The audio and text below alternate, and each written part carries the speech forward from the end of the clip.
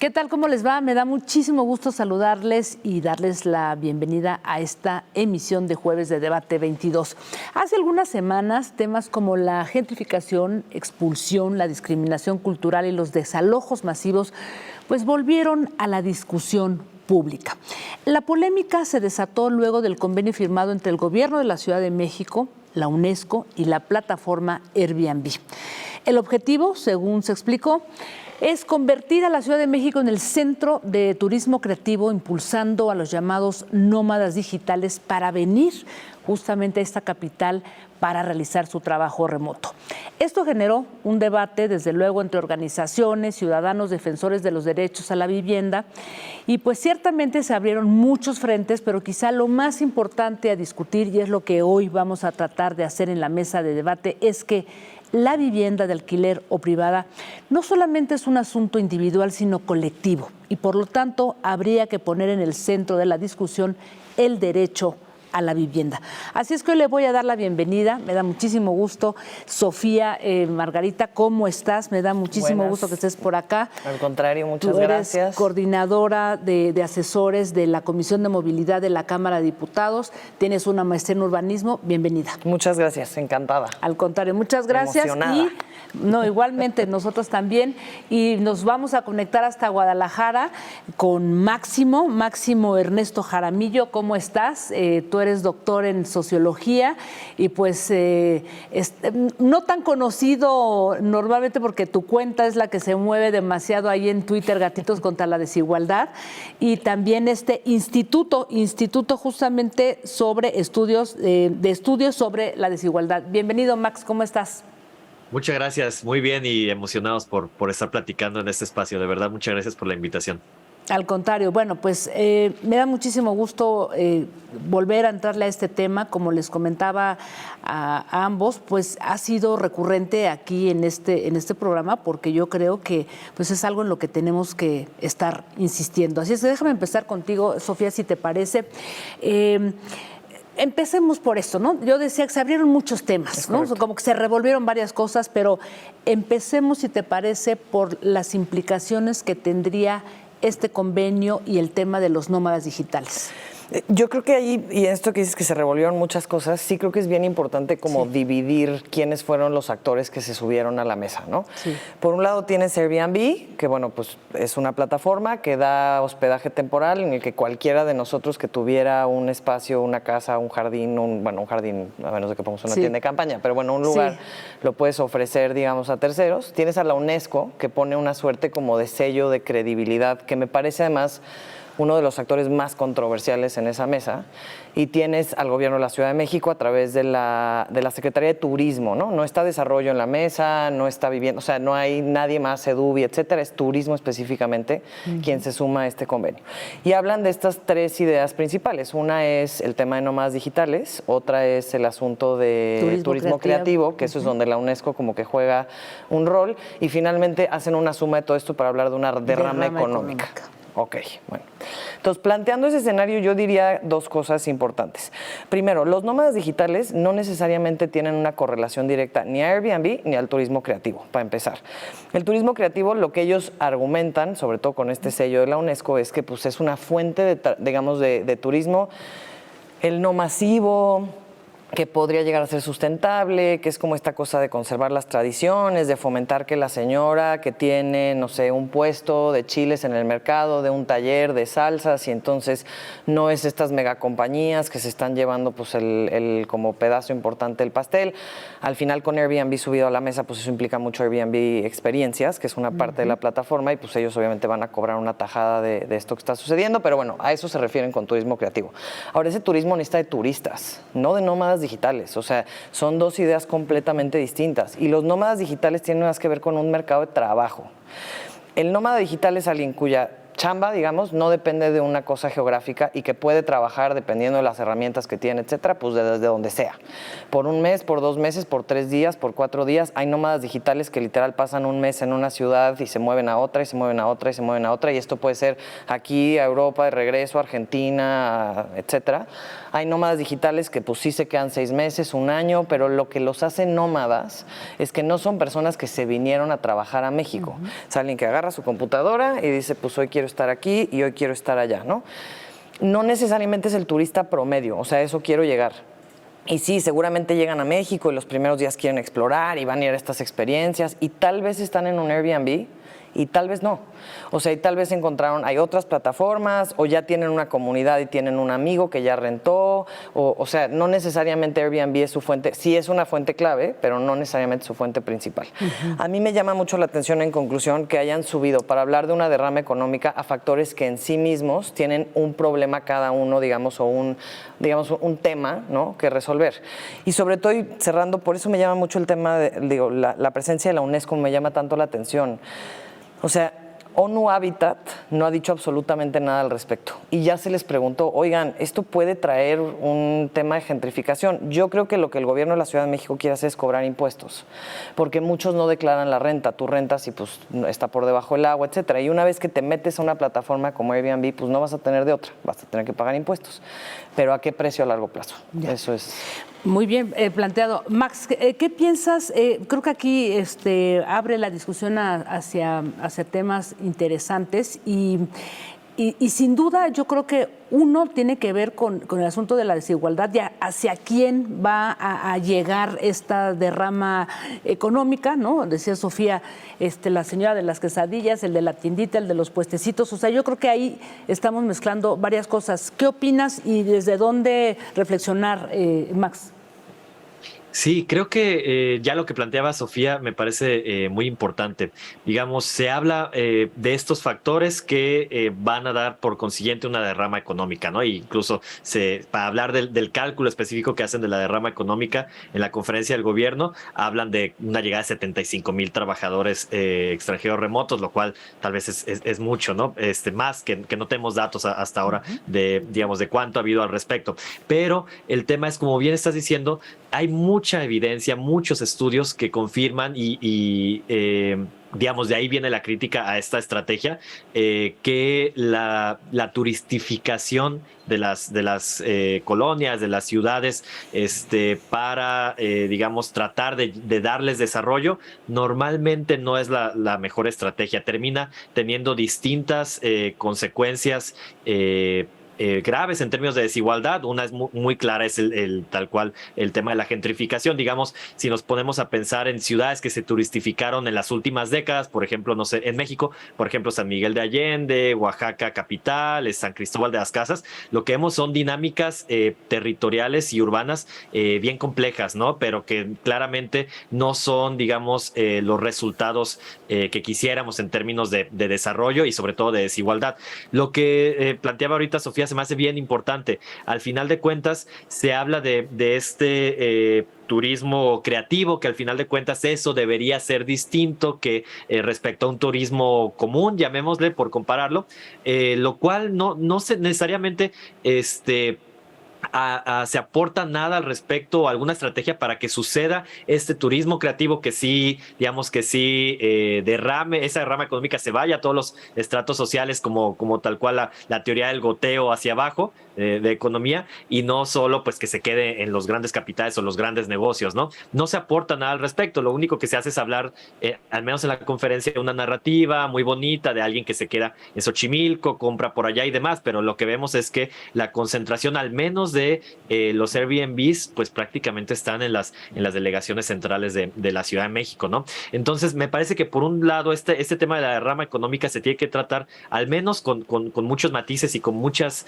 digamos, pincitas para tener cuidado de quién se está beneficiando. Y bueno, cuando hablamos tal cual de las consecuencias en términos, como ya planteabas al inicio, en términos de gentrificación o en términos tal cual de, digamos, del efecto que puede tener en tanto digamos, digamos, el mercado de la vivienda como el acceso al derecho a la vivienda de las personas, me parece que ahí hay varios temas a mencionar. Uno, por dejarlo sobre la mesa y podemos tal vez volver más al respecto más tarde, es que, pues si bien claramente los trabajadores remotos extranjeros, los nómadas digitales, no son ni la primera ni la última y tal vez ni siquiera la principal causa del aumento de los precios de las viviendas que estamos viendo actualmente, lo que sí podemos mencionar es que claramente pueden empujarlo hacia arriba y a un mercado que pues al final de cuentas ya tiene una tendencia desde hace varios años de aumento de precios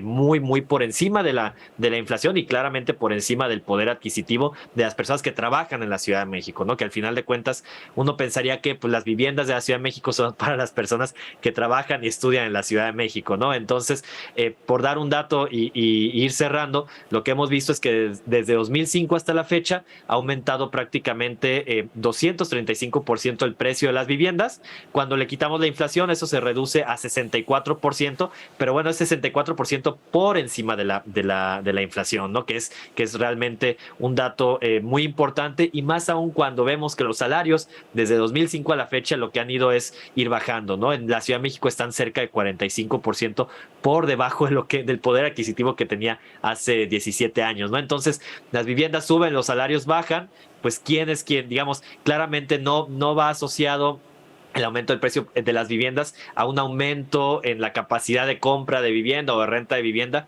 de las personas que trabajan en la ciudad. Ahí es donde entra justo el tema de Airbnb, pero muchos temas, digamos, distintos u otros factores que están detrás de este aumento de precio de las viviendas.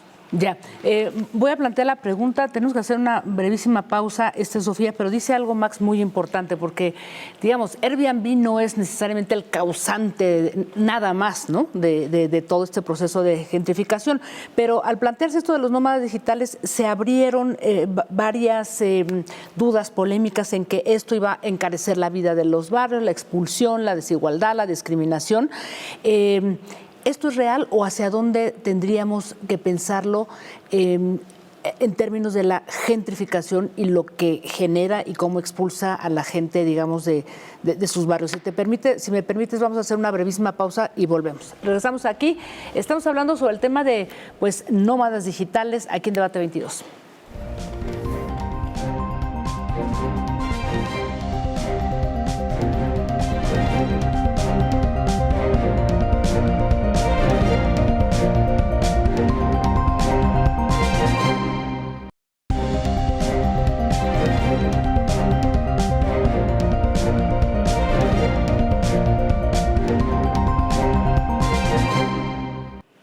Pues gracias por continuar aquí con nosotras en Debate 22. Sofía, este tema de los nómadas digitales, regreso a lo que decía yo al inicio, ¿no? Como que revolvió varias cosas y naturalmente se decía que el que vengan o el que ya estén los nómadas digitales y que ocupen una plataforma como Airbnb encarece la vida de los barrios, de las colonias, ¿no? ¿Qué tan real es esto? Porque además también se habla de cómo esto promueve, ¿no?, el aumento de rentas, la especulación inmobiliaria, en fin, ¿cómo entendemos esto? A ver, yo diría, la respuesta corta es real. Creo que lo que es Airbnb en realidad es el sello. Es cuando ya es digamos, no es el disparador de la gentrificación, eso hay que decirlo de manera muy clara. Yo por ahí, Maximiliano mencionaba a a San Miguel de Allende. La familia de mi madre, por ejemplo, es de allá, y San Miguel se viene gentrificando desde los 70s, 80s, donde no había internet ni siquiera, y mucho menos Airbnb. Entonces, la gentrificación responde a muchos factores. Pienso, por ejemplo, hoy creo que una de las zonas que más se está gentrificando, y estamos hablando poco de ella, es Puerto Escondido, en la costa de Oaxaca. Y ahí sí responde, por ejemplo, Puerto Escondido es un gran ejemplo de un tema de nómadas digitales puntualmente, no necesariamente un turismo solamente local o una cosa como Cancún, que pues es más de entrada por salida. No, o sea, Puerto Escondido sí se está volviendo una capital bien importante a nivel país para los nómadas digitales. En ese sentido, creo que habría que reconocer como varias, o sea, por qué es importante esto mismo que decías, como de, y también Max lo mencionaba, como de por qué el hecho de que bajen los sueldos y suba la vivienda, etcétera, y cuando sumas a estas personas que vienen de fuera, pues se vuelve más complejo. Ellos ganan en una moneda más fuerte, por lo general. Podría haber excepciones, pero la verdad es que son los menos, ¿no? Sí. Entonces, americanos, europeos, sobre todo alemanes y australianos, son desde hace muchos años, porque ojo, esto no empezó con la pandemia, o sea, esto viene sucediendo, yo diría con mucha certeza, desde principios de los 2000, y evidentemente la pandemia dio un empujón, porque muchas empresas empezaron a darse cuenta que podían operar con estos equipos remotos sin tener que hacer un gasto en oficinas y un gasto en pues, electricidad, etcétera, lo otro que implica el tener como una infraestructura fija de trabajo, ¿no? Entonces, estos remotos empiezan a moverse, se vienen, por ejemplo, vamos a poner, ahorita venía de camino escribiéndome con un par de amigos, todos americanos, ¿no? Vienen de Estados Unidos, llegan a la Ciudad de México, primero pues les alcanza para vivir mejor, eso es una realidad, están ganando sueldos mucho por encima de la media de lo que ganamos nosotros, y no estoy hablando ni siquiera del salario mínimo, estoy hablando de un salario promedio de alguien que puede vivir en una zona que en estos momentos está empezando a gentrificarse mucho, como fuera la Condesa, la Roma, la Juárez, o sea, digamos, una parte importante de la alcaldía Cuauhtémoc o Coyoacán. Pagan rentas altas y pagan servicios mucho más caros. Pero porque además, o sea, todos en esa zona, quienes vivimos por ahí, todos pagamos rentas altas, de una u otra forma. Pero nuestros sueldos promedio mexicanos, incluso a quienes nos va bien, ¿no? Están todavía, o sea, no compiten con el salario promedio de una persona americana. El promedio, pero te estoy hablando euros, de, ¿no? o en euros, o en yenes, o en dólar australiano, ¿no? Entonces llegas con una moneda mucho más fuerte que la local.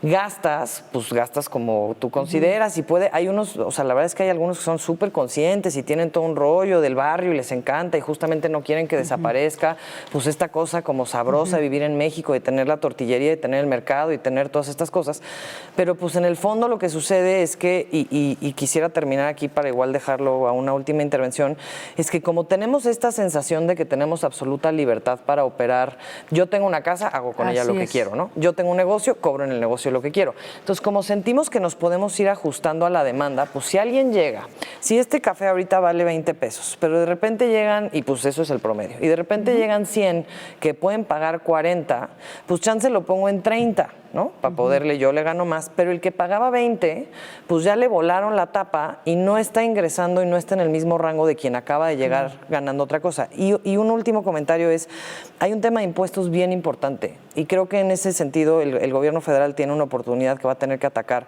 pronto.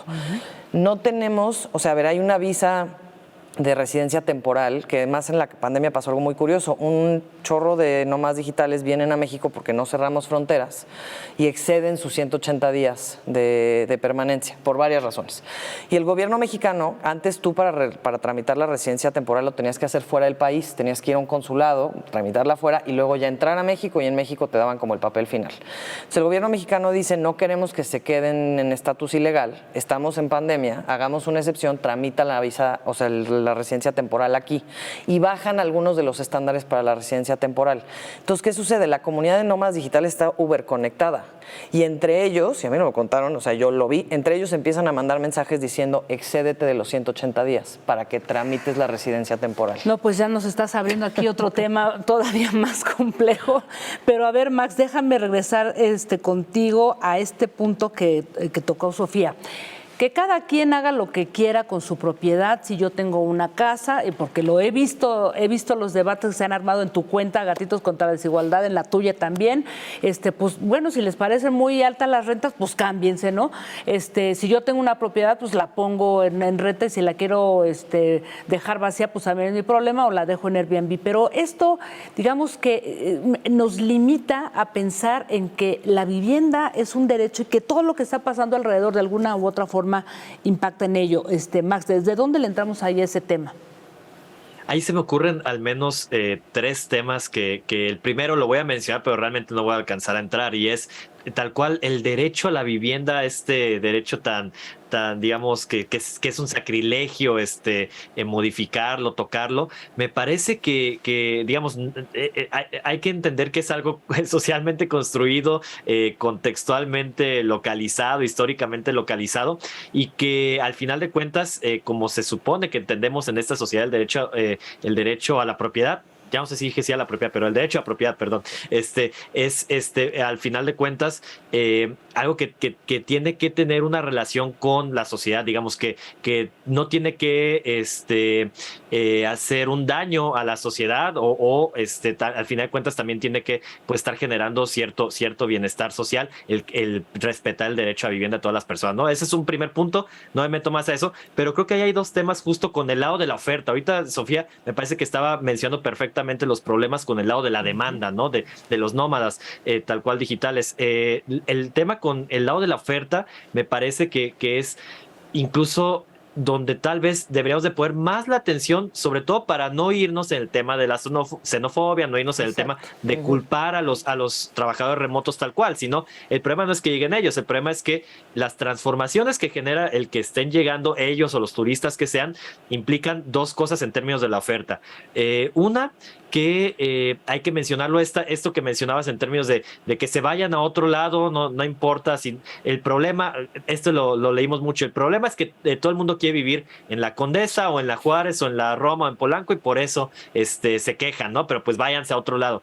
Pues justo las cifras que yo mencionaba hace rato, el aumento por encima de la inflación superior al 60%, eso es de toda la ciudad, de hecho de toda la zona metropolitana de la ciudad, del Valle de México, no nada más de la Condesa o la Juárez. Digamos, el hecho de que suban en esa colonia los precios de las viviendas, también las rentas, implica efectos al resto de la zona metropolitana, ¿no? Porque al final de cuentas, pues es un sistema, ¿no? Que está comunicado. Eso por un lado, digamos, si lo que nos están diciendo es, pues no rentes en la Juárez, vete a vivir a otro estado. A la pues, Doctor, o a otro estado, sí.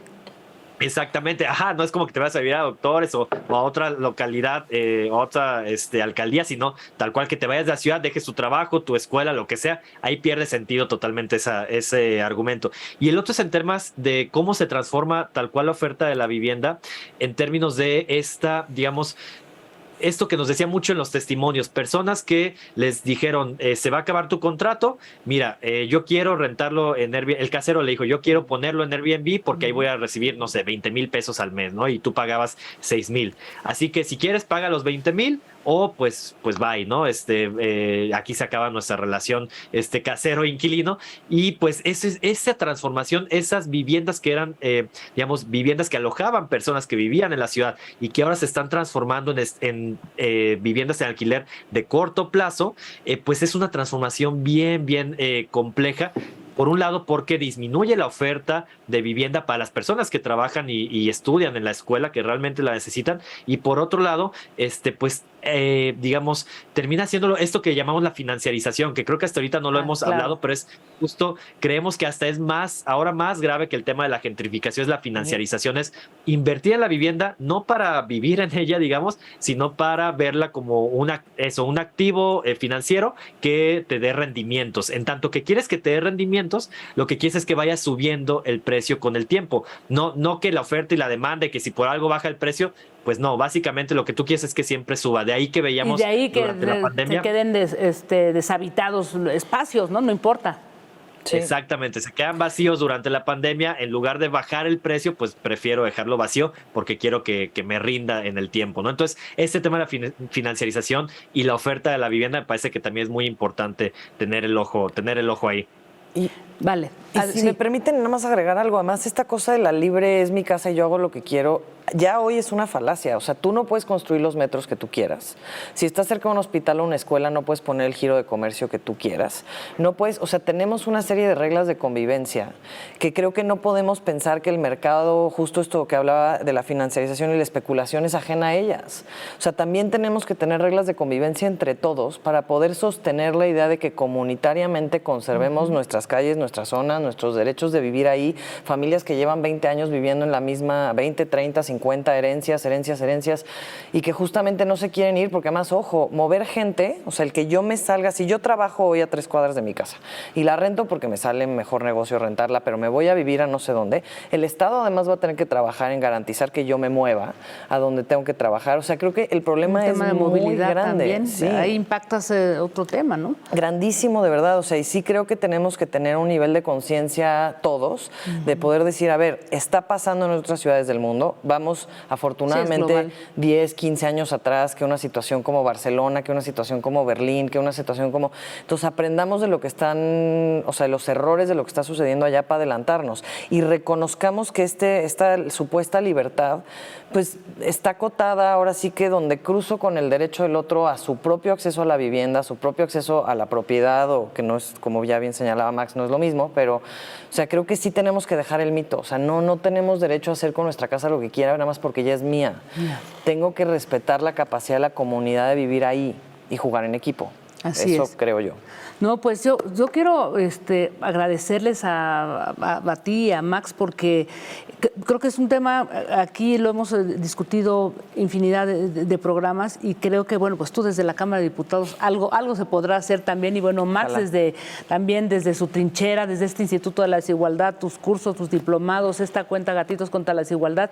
Yo les agradezco y quiero invitar a nuestro público a que les siga en sus redes sociales que han estado ahí compartidas a lo largo de este programa, porque creo que vale la pena entrarle a este tema.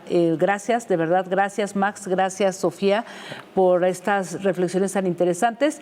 Y este programa se queda ahora mismo en la cuenta de Twitter de N22 Digital, la del propio Canal 22, y también se aloja en unas cuantas horas en el canal de YouTube por si quieren verlo, repasarlo y entender de qué estamos hablando. Gracias, nos vemos el próximo jueves. Gracias Sofía, gracias Max, hasta pronto.